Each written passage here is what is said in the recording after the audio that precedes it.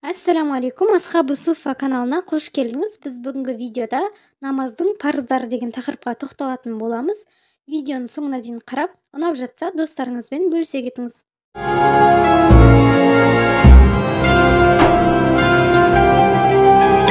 Адамдар намаздың ішкі парыздары мен парыз намаздар деген тақырыпты шатастырып жатады. Намаздың жалпы 3 түрі бар. Бірінші түрі ол парыз намаздар. Оған біздің күнделікті оқитын 5 уақыт намазымыз жатады. Яғни ақшам, құптан, бесін деген сияқты намаздар. Және ер адамдарға парыз етілген жұма намазы жатады. Бұл уәжіп намазға жылына 2 рет оқылатын ораза айт намазы және құрбан айт намаздар жатады. Үшінші нәпіл намаздарға духа намазы, әуәбин, қажет намазы, тәубе намазы, истихара, тахаджуд намазы, күн тұтылғанда және ай тұтылғанда оқылатын намаздар жатады. Бұған дейін біз намаздың түрлерін айттық. Ал енді намаздың парыздарына тоқталамыз. Намаздың 12 парызы бар. Олардың 6-ы намаздың тысында, ал қалған 6-ы намаздың ішінде. Намаздың тысындағы парыздар намаздан бұрын және намазға дайындық ретінде болғандықтан, оларды намаздың шарттары деп атайды. Ал қалған 6-ы намаздың ішінде болғандықтан, намаздың рүкіндері, яғни тіректер деп аталады. Намаз парыздарының кемінде біреуі орындалмаса, намаз жарамсыз болып есептелінеді. Намаздың шарттарының біріншісі хадастан тазалану. Хадас деп үкімдік тұрғыдан лас болуды айтылады. Мұндай күйден арылуды хадастан, яғни ластықтан тазарыну дейді. Хадас, яғни ластық дегеніміз сіздің дәретсіз болуыңыз, яғни жүніп болуыңыз, немесе хайыз, нифас болуыңыз, бұл хадас, яғни үкімдік тұрғыдан. Тек қана мысалы үстіңіз лай болып қалса, ол сізге көзге көрінеді. Ал бұл хадас, ластық деген сізге көзге көрінбейтін ластықта. Дәреттің болмауы бұл кіші хадас, ал ғұсылдың болмауы, яғни жүніп, хайыз, нифас халдерінде болуыңыз, ол үлкен хадас. Кіші және үлкен хадастан тазалану ғұсыл алу, дәрет алу немесе таяммум алу арқылы орындалады. Бұған Маида сүресінің 6-шы аяты дәлел болады. Намаз оқып жатқан кезде қандай да бір себеппен дәрет бұзылса, намазыңыз да бұзылады. Өткен Алла елшісі саллаллаху алейхи уассалам, кімде-кім намазда тұрғанда жел жіберсе, намаздан шығып дәрет алсын және намазын қайта оқысын деген Абу Дауд Тирмизиден жеткен хадисте. Намаздың шарттарының екіншісі нәжістерден тазарыну. Намазға дейін жасалатын абзал істің бірі тұла бойдағы, киімдегі және намаз оқитын жердегі ластықтарды тазалау. Бұл намаздың жарамды болуы үшін керекті шарт. Нәжіс ауыр және жеңіл болып екіге бөлінеді. Киімде, намаз оқитын жерде, аяқ, қол, тізе және сәжде жасайтын жерлерде ауыр нәжіс. Егер қатты болса 4 грамм салмағында, сұйық болса алақан аясынан астам жерді қамтыған мөлшерде намазға кедергі келтіреді. Жеңілге келсек, оның денеде яки киімнің 4-тен 1-нен аз мөлшерде кездессе, намазға кедергі жасамайды. Егер бір кісі намазын оқып болып, артынша денесінен немесе киімінен намазға кедергі келтіретін мөлшерде нәжісті көз шалған болса, онда тазаланып, намазын қайта өтеуіне тура келеді.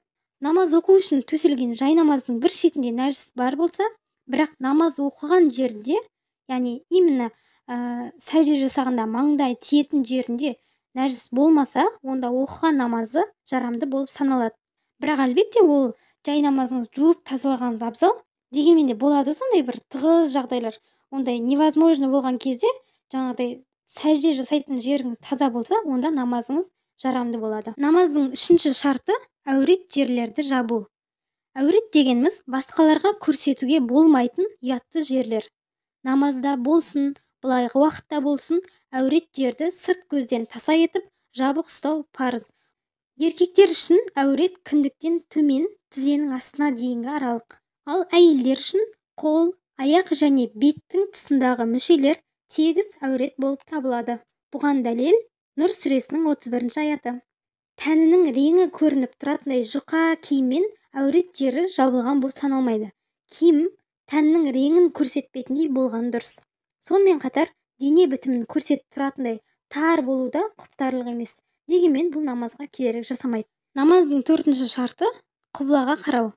Мекке кезең мен Мәдина кезеңінің алғашқы күндері мұсылмандар Құдыстағы Ақса мешітіне қарап намаз оқитын. Кейін Мәдина кезеңінде Бақара сүресінің 144-ші аяты жүзіңді харам мешітіне қарай бұр деген аят түсіп, құбыла бағыты қағбаға қарай өзгертіледі. Сол Бақара сүресінің 144 аятының жалғасында қай жерде болсаңдар да жүздеріңді харам мешітіне, яғни қағбаға қарай бұрыңдар деу арқылы құбылаға қарау парыз етілген. Біле тұра құбыладан басқа жаққа қарап оқылған парыз, нәпіл, жаназа намаз болсын, тилауат сәждесінің ешқайсысы дұрыс болып саналмайды.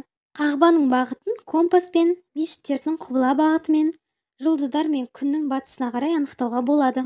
Құбыланың бағытын білмеген адам қасында сұрайтын кісі жоқ болған жағдайда күннің батуына, елдің орналасуына, тағы басқа белгілерге қарап құбыланы анықтауға тырысып, ізденіс жасайды да, шамамен осы бағытта болу керек деп топшылап, бағытқа қарап намазын орындайды. Намазын оқып болған соң құбыланың қате екенін білсе, яғни басқа жақта екенін білсе, намазын қайта өтеудің қажеті жоқ. Намаздың 5-ші шарты уақыт. Әр намазды өз уақытында өтеу парыз. Парыз намаздар таң, бесін, асыр, ақшам, құптан. Жұма намазы бесін намазының орнына саналады. Бұл намаздардың бекітілген уақыттарын біліп, сол уақыт ішінде намаздарды өтеу қажет. Уақытынан бұрын оқылған намаз жарамсыз. Сондықтан уақыты кірген кезде қайта оқу қажет. Сіз мысалы бір базарға ма барайын деп тұрсыз да, бесіннің кіруіне бір шамамен бір 30 минут қалды. Қазір қойшы, мен базарда по-любому үлгере алмаймын деп сіз бесінді мысалы 12:30-да ма 12-де ма оқып алсаңыз, ол бесін болып саналмайды. Сіз бесіннің уақыты кіргеннен кейін ол намазды қайттан оқуыңыз керек болады. Намаздың 6-шы шарты ниет. Ниет бір іске бекіну мен сол істі жүзеге асыруды нақты қалауды білдіреді. Терминдік мағынасына келсек, ол Алла тағалаға жақын болу мақсатымен қандай да бір ғибадатты орындауды жүрекпен қалау деген сөз. Ал намазға қатысты ниет күллі ғаламның иесі хақ тағала үшін кіршіксіз ниет, таза ықыласпен намаз оқуды қалау және қай намазды оқитынын алдын ала білу. Яғни сіз бесін оқитын кезде бесін намазының 4 ракат сүннетін оқуға Алла разылығы үшін ниет еттім деген сияқты ниет етесіз. Әрине сөзбе-сөз бұлай болу шарт емес, дегенмен де жалпы ниет деген осы бесін намазды оқуға деп жалпылама ниет етпейсіз да, бірақ 4 ракат сүннетін оқуға немесе 2 ракат парызын оқуға деген сияқты мысалда солай ниет етесіз. Ниет жүрекке тән амал. Жүрекпен ниет етпей, тек тілдің ұшымен ғана айту жеткіліксіз. Ниеттің тілмен айтылуы шарт емес, ол мұстахаб. Тілмен ниет етіп, жүрегі неге ниет еткенін сезбесе, намаз жарамсыз болып қалады. Яғни жүрекпен де, тілмен де біз сол намазға барынша ден қоюымыз керек.